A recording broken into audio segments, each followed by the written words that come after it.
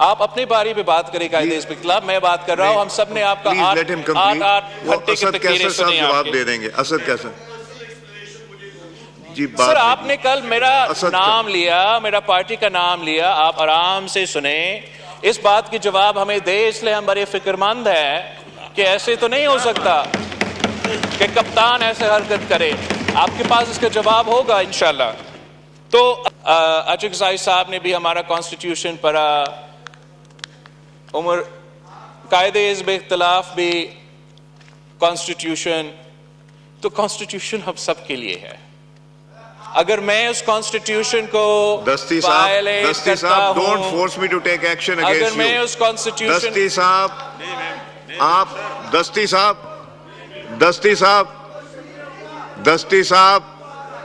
दस्ती साहब please, enough is enough now, please बस करें।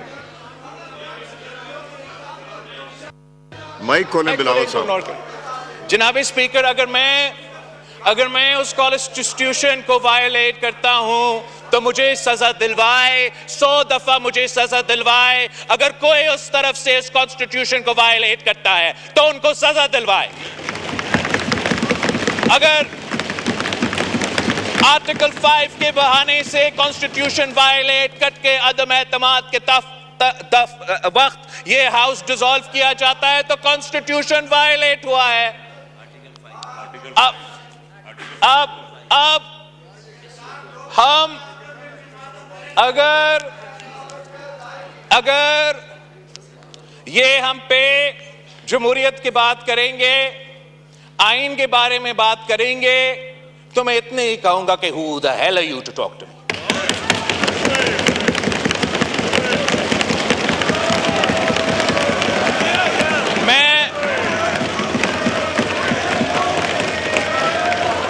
बैठे मैं उस आदमी का नवासा हूं जिसने तख्तेदार पे फांसी कबूल किया, मगर अपने असूलों पे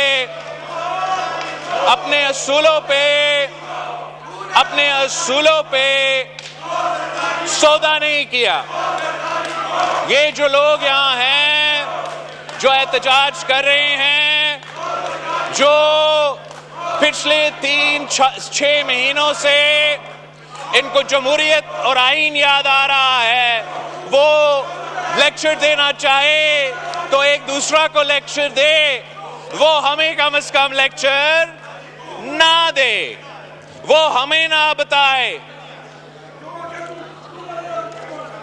आगा पीछे हटे, सब पीछे हटे, इनको छोड़े, पीछे हटे। आगा साहब, बेग साहब, आगा साहब। सर मैंने अब इनका डॉक्टर तारिक इजाज जकरानी। सर ये समझते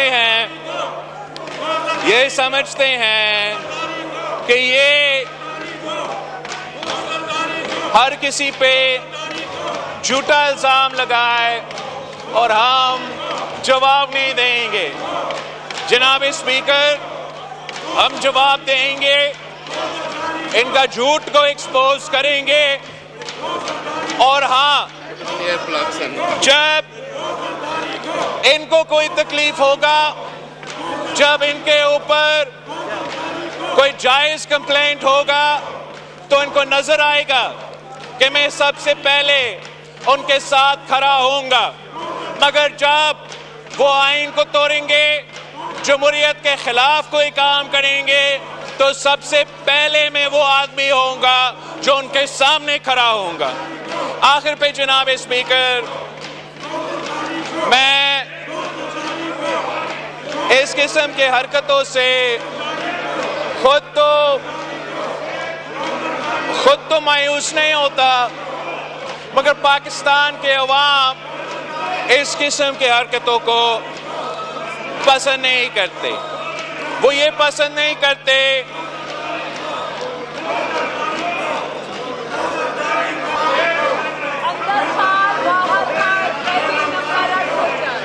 सर, ये तो बहुत जज्बाती लोग हैं, मैं क्या कहूँ। ये तो दो घंटे से शोर मचा रहे थे। आमिर डोगर साहब, आमिर डोगर एक साहब। ही सेंटेंस पे ये चीख उठे हैं। अब आमिर डोगर साहब, आमिर साहब, अगर आप बात करेंगे तो आमिर डोगर इतना साहब। हौसला रखे कि आप हमारा जवाब तो सुन ले। इतना भी हौसला नहीं है, बड़ा अफसोस की बात है। एनीवे जनाब स्पीकर, मेरा बात करने का मकसद ये था, मैं रिपीट करूंगा इसलिए वो पहले शोर कर रहे थे कि इनके खिलाफ अगर शहबाज शरीफ साहब की तरफ से और शहबाज शरीफ साहब की हुकूमत की तरफ से ऐसे कोई अमल उठाया जाता है जो कि गैर जमहूरी या गैर आईनी होगा तो मैं इनका दिफा करूंगा। गालियां दे रहे हैं और मैं कह रहा हूं कि मैं इनका दिफा करूंगा। मगर अगर ये कोई गैर आईनी और गैर जमहूरी काम करेंगे तो मैं इनके सामने खड़ा हो जाऊंगा। इस आखिरी दो बात, एक ये कि जनाब स्पीकर, जब तक अचकसाई साहब कह रहा था उस दिन के रेजोल्यूशन पास करे कि मुदाखलत ना हो, आप जितना भी रेजोल्यूशंस पास करना चाहे आप पास करें।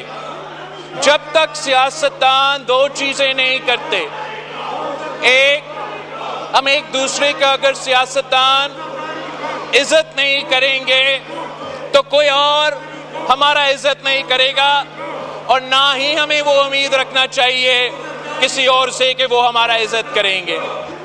अगर हम सियासत के दायरे में रह के सियासत नहीं करेंगे, अगर हम सियासत के दायरे में रह के सियासत नहीं करेंगे तो हम बाकी इदारे से भी ये उम्मीद ना रखें, चाहे वो हमारा इस्टेब्लिशमेंट हो, हमारा जुडिशरी हो, कि वो अपने दायरे में रह के अपने आईनी किरदार अदा करेंगे।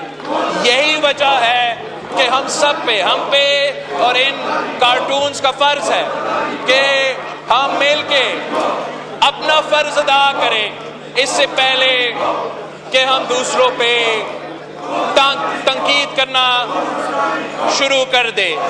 जनाब स्पीकर, अब मैं इसलिए कि मैं माहौल ख़राब नहीं करना चाह रहा हूँ, मैं समझ रहा था कि एक मैं मई 9 पे अगर बात करूँ, मगर इनको थोड़ा हौसला रखना पड़ेगा। बस एक बात मैंने मई 9 का करना था, मगर मेरा ख्याल में मैं छोड़ दूँ।